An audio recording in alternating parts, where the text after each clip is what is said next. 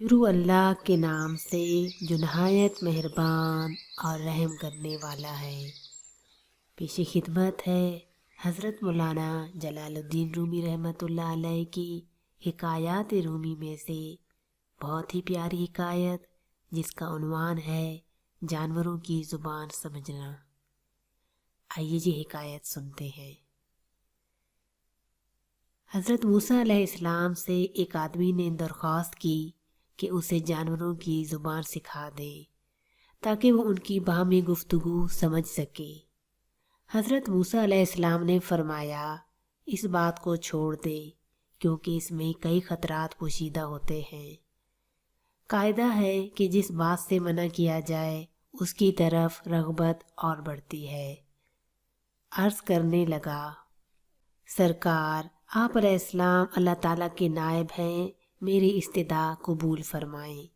हज़रत मूसा अलैहिस्सलाम ने फरमाया, ये ना हो कि कल तू पछताए, क्योंकि तू ये नहीं जानता कि तेरे लिए कौन सी चीज़ बेहतर है और कौन सी चीज़ मुज़र। बारगाह इलाही से हुक्म हुआ, ए मूसा अलैहिस्सलाम इसकी तमन्ना पूरी कर दे। उस शख्स ने कहा, अच्छा सारे जानवरों की ज़ुबान ना सही, सिर्फ मेरे घरेलू पालतू जानवर कुत्ते और मुर्ग की ज़ुबान सिखा दें। हज़रत मूसा अलैहिस्सलाम ने फरमाया, जा आज से उन दोनों जानवरों की बोली पर तुझको कुदरत हासिल होगी। वो शख्स ये सुनकर खुश खुश अपने घर चला गया। सुबह हुई तो खादमा ने दस्तरखान झाड़ा, उसमें से रात का बचा हुआ रोटी का टुकड़ा ज़मीन पर गिरा। मुर्ग वो टुकड़ा उठाकर ले गया। कुत्ते ने कहा, दोस्त तू तो दाना दुनका खाकर भी अपना पेट भर लेगा, अगर रोटी का टुकड़ा मुझे दे दे तो मेरा गुजारा चल जाएगा। मुर्ग ने कहा, मियाँ सब्र करो, खुदा तुझे भी देगा। कल हमारे मालिक का घोड़ा मर जाएगा, तुम पेट भर कर खाना। वो शख्स इन दोनों की गुफ्तगू सुन रहा था। वो फौरन उठा, उसने घोड़ा खोला और जाकर मंडी बेच आया और नुकसान से अपने आप को बचा लिया। दूसरे दिन भी रोटी का टुकड़ा मुर्ग ले उड़ा। कुत्ते ने गुस्से में आकर मुर्ग से कहा, ऐ फरेबी, ये दरोगोई कब तक चलेगी? तू झूठा है। अरे अंधे नजूमी, तू सच्चाई से महरूम है। मुर्ग ने जवाब दिया। वो घोड़ा दूसरी जगह मर गया। मालिक ने नुकसान से बचने के लिए घोड़ा बेच डाला था। फिक्र ना कर, कल उसका ऊँट मर जाएगा और तू खूब पेट भर कर खाना। ये सुनकर मालिक उठा और ऊँट भी बेच आया। इस तरह उसने उसके मरने के गम और नुकसान से अपनी जान बचा ली। तीसरे दिन फिर ऐसा ही वाकया पेश आया तो कुत्ते ने मुर्ग से कहा, अरे कमबख्त, तू तो झूठों का बादशाह है, आखिर कब तक तू मुझे फरेब देता जाएगा? मुर्ग ने कहा, भाई इसमें मेरा कोई कसूर नहीं, मालिक ने ऊँट बेच डाला और अपने आप को नुकसान से बचा लिया। मुर्ग ने कुत्ते को तसल्ली देते हुए कहा, फिक्र ना कर, कल उसका गधा मर जाएगा, उसे सिर्फ कुत्ते ही खा सकते हैं, तुम भी जी भर कर खाना। मालिक ने जब ये सुना तो उसने गधा भी फरोख्त कर दिया। मालिक अपनी होशियारी पर बेहद खुश था कि वो यके बाद दीगरे 3 हादसों से बच गया और कहने लगा, जब से मैंने मुर्ग और कुत्ते की ज़ुबान सीखी है, कज़ा और कद्र का रुख फेर दिया है। चौथे दिन कुत्ते ने मुर्ग से कहा, ए मुर्ग, वो तेरी पेशन गोइयाँ क्या हुई? ये तेरी मकारी और झूठ कब तक चलेगा? मुर्ग ने कहा, तौबा तौबा, ये गैर मुमकिन है कि मैं या मेरा कोई हम जिन्स झूठ बोले।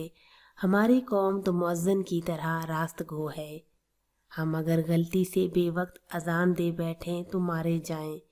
मालिक ने अपना माल तो बचा लिया, लेकिन उसने अपना खून कर लिया। एक नुकसान 100 नुकसान को दफ़ा करता है। जिस्म और माल का नुकसान जान का सदका बन जाता है। बादशाहों की अदालत से सज़ा मिले तो माल का जुर्माना अदा करके जान बच जाती है, लेकिन कज़ा इलाही के भेद से बेखबर होते हुए भी जो आदमी अपना माल बचाता है वो महज नादान है। अगर वही माल उस पर से सदका हो जाता तो शायद उससे बला टल जाती। اب کل یقیناً مالک خود مر جائے گا، اس کے وارث اس کی وفات پر گائے ذبح کریں گے، بس پھر تمہارے وارے نیارے۔ گھوڑے، اونٹ اور گدھے کی موت اس نادان کی جان کا صدقہ تھا۔ وہ مال کے نقصان سے تو بچ گیا لیکن اپنی جان گنوا بیٹھا۔ مالک مرغ کی باتیں غور سے سن رہا تھا۔ جب اس نے اپنی موت کی پیشن گوئی سنی تو مارے خوف کے تھر تھر کانپنے لگا۔ گرتا پڑتا حضرت موسیٰ علیہ السلام کی بارگاہ میں حاضر ہوا اور روتے ہوئے عرض کیا کہ اے خدا کے پیغمبر علیہ السلام، میری دستگیری فرمائیے۔ حضرت موسیٰ علیہ السلام نے سن کر فرمایا کہ میں نے تمہیں کہا تھا اس ہوس کو چھوڑ دے، کیونکہ اس میں کئی خطرات پوشیدہ ہیں، مگر تو نہ مانا۔ اے عزیزم، اب تیر کمان سے نکل چکا ہے، اس کا لوٹ کر آنا فطرت کے خلاف ہے۔ اب میں تیرے لیے سلامتی ایمان کی دعا کر سکتا ہوں۔ یہ سن کر اس نوجوان کی طبیعت دفتن بگڑ گئی اور وہ قے کرنے لگا۔ یہ اس کی قے موت کی علامت تھی۔ اس کو گھر لے جایا گیا۔ گھر پہنچتے ہی وہ مر گیا۔ اس حکایت سے ہمیں یہ سبق ملتا ہے کہ انسان کو نہ کسی بیماری میں مایوس ہونا چاہیے اور نہ ہی کسی مادی نقصان پر زیادہ غم کرنا چاہیے۔ ہر بیماری اور نقصان میں کوئی بھید ہوتا ہے۔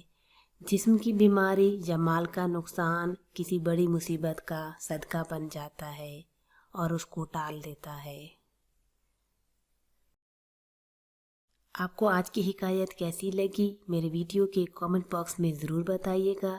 اگر آپ میرے چینل پر نئے ہیں تو میری آپ سے چھوٹی سی گزارش ہے کہ میرے چینل کو سبسکرائب کرنا نہ بھولیں۔